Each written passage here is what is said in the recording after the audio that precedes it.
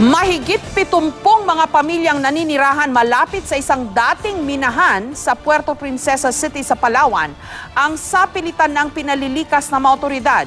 Ayon kasi sa DOH o sa Department of Health, 39 sa halos 80 mga taong sinuri nila ang positibo sa pagkalason sa mercury. May report si Katrina Son.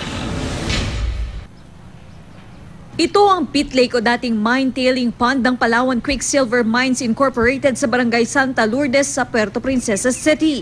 Abandonado na ang minahan at marami na ring pamilya ang naninirahan dito. Kabilang na riyan si Ronaldo Villanueva na nagtayo ng bahay malapit lang sa mismong pit lake. Ang kanya raw kasing ama ay nagtrabaho ng matagal sa naturang minahan.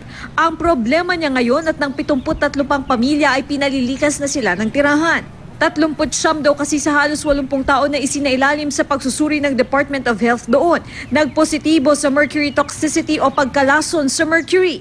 Sa ating significant figure na naging karoon ng apektado ng mercury. Ang tingin natin, lahat apektado pero mababa lang yung mercury sa katawan at other heavy metals. Sa ngayon, magtulungan na lang talaga tayo pare-pareho. Wala na tayong sisisihin. Ilan sa mga palatandaan ng mercury level sa katawan ng tao ay ang pamumula ng gilagid, paninilaw ng ngipin, pagbitak ng mga labi, madalas na panginginig ng katawan, pagkalimot at diferensya sa pananalita. Handa naman daw si Villanueva na umalis sa kanilang lugar. Payag naman kami, basta ibigay lang ma'am yung relocation area, saka bayaran lang yung gastos namin sa bahay. Ibang kulang po, hindi ako makadesisyon kung talagang evacuate kami dito.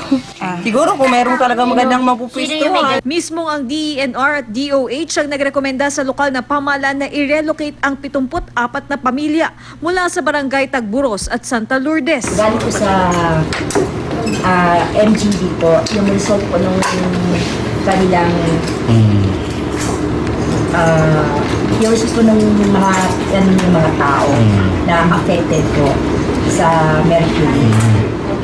So, ang ano po nila, kailangan po i-relocate po yung affected families, 74 yung kanila kailangan po i-relocate. Kapag po natin, kailangan for medication. As soon as possible, kailangan mailipat yung kaagad talaga.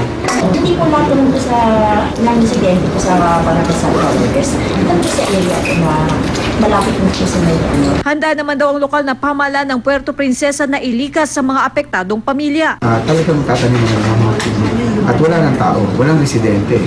Eventually, gagawin na ng park. Sa sandaling mailikas sa mga apektadong pamilya, tataniman daw ng puno ang lugar at wala nang papayagang sino mang tumira roon. Sinusubukan pa namin kunan ng pahayag ang may-ari ng dating minahan sa lugar.